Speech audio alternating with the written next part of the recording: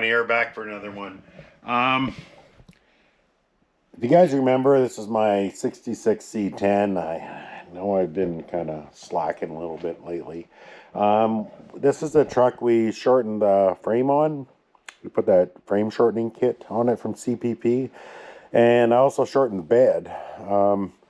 We took, 8 inches out of the back and 12 inches out of the front. Just folded it over, welded it back up, threw it back together. Looks pretty good. We also replaced the bed wood in there. That looks good too. We still have to swap a motor in there and a transmission, and I want to go ahead and redo this interior. This here. But I also picked up that, was it a 75 Firebird Formula? I want to drag that thing in here and do something with that as well. So that'll be what I'm going to do next. My brother doesn't know it. He's on his way over for coffee. But I got this thing all chained up. Ready to yank it out of here. Got this chain on here. I got this winch here, this electric winch. That'll help move it around. I got this. That's my, this is just a little battery powered winch. So I'm going to try and pull this out of here, pull that Firebird that's beside the garage out and in, get this thing just out and beside the garage. And hopefully my brother and my nephew give me a hand with that today. We'll find out shortly. I'm gonna, they'll be getting here, or I'll talk to him when he gets here, have coffee and see what he says. But yeah, that's gonna be the plan, and then I'll take you over what the next part of the plan is once they get here.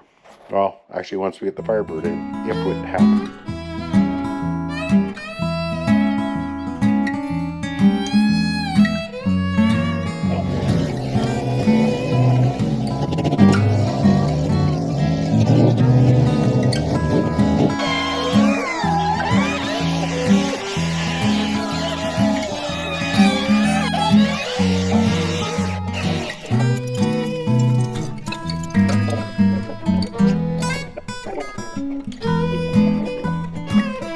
Okay, so as you've seen, they gave me a hand. We got her in here.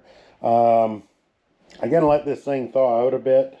It's been in here for a few hours, but I gotta hop on a plane and go to work.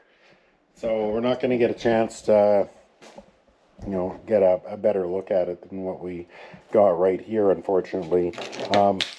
She is thawing out pretty good. There's a lot of stuff I didn't know about. It's a lot of scratches and whatnot.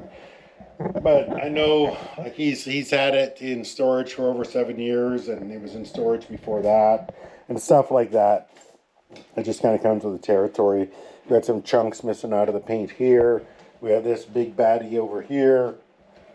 I'm looking on the hood, and we got some cracked fiberglass here. I don't know how deep that goes. I don't feel it on the back side. It might just be on the top. I don't know. Back here I noticed some lifting here. It's like some filler, just kind of not really doing its job of filling. And so on and so forth. Under the hood, I noticed I was losing coolant in the snow. It was leaving this nice, looked like, the car's taking a leak everywhere I went. So I pulled it in here and I, did a pressure test on it, and she was puking out of the thermostat housing. So, let me show you this thermostat housing. It's pretty shot, eh? That's pretty nasty. So I got to order one of those. Not a big deal.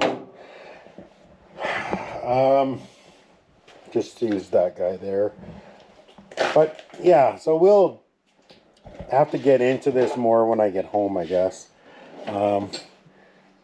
The paint's not fantastic. Can you see that there? I don't know if that's going to show up. It's almost like Oreo or Aero bar. Got a chunk missing there, etc., etc., etc. It's, it's not a $30,000 car, and so we shouldn't expect $30,000 body work, I suppose. I went through some of the receipts that he gave me, and surprisingly, they don't include any receipts for the car itself. They don't include any receipts for any body panels, no receipts for any wheels and tires, no receipts for any body work, but the receipts total up over $13,000 just in parts. And it doesn't include like the new windshield he just had put in. There's some other parts he ordered up from David T's and whatnot. So I understand that he's pretty into it pretty deep too. I'm into it pretty deep too. And we'll see what we've got ourselves into next week when we can tear into this thing a little bit more. I noticed that the mechanic shop that it was at had the firing order wrong. They say it was a runner. I don't know how they could have got it running like that. It is a runner now. They had the distributor in wrong, and then they had the firing order wrong. They say, well, they charged the previous owner, which I paid, what was it, $169 for a no start? I don't know how you got it started. To me, it's impossible, but now it starts pretty nice. I have to say it runs pretty nice now.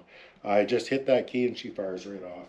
Anyway, I'm going to go and order some parts, and we'll get this thing ready for the next video.